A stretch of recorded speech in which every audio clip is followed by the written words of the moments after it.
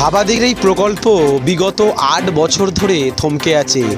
এলাকার স্থানীয় মানুষের দাবি যত তাড়াতাড়ি সম্ভব এই প্রকল্পকে বাস্তবায়িত করার জন্য।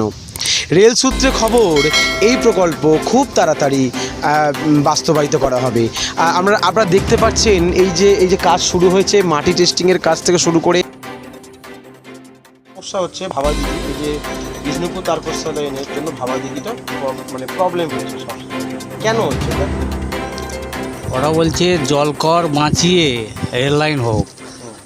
হ্যাঁ, ওদের হচ্ছে ওই 52 বিঘে একর, না 52 বিঘে, তাই তো 52 বিঘে জমি,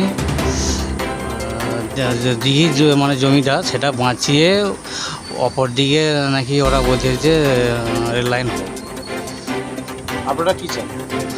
আপনারা চাই তো রেল হলে তো খুব ভালোই হয়। রেলমন্ত্রীর কাছে কি আবেদন? যাতে তাড়াতাড়ি হয়। আপনারা মমতা বন্দ্যোপাধ্যায় রেলমন্ত্রী থাকাকালীন তারকেশ্বর থেকে বিষ্ণুপুর রেল প্রকল্পের ঘোষণা করেন। তারপর ধাপে ধাপে শুরু হয় রেল প্রকল্পের জন্য জমি অধিগ্রহণ ও পরিবর্তনে মাটি ফেলার কাজ। প্রশ্ন, মমতা বন্দ্যোপাধ্যায় এই রেল প্রকল্প, স্বপ্নের প্রকল্প, আদৌ কি বাস্তবায়িত হবে? 2010 সালে গোঘাটের ভাবাদিঘি গ্রামে দিঘি জটে আটকে যায় রেল লাইন তৈরির কাজ।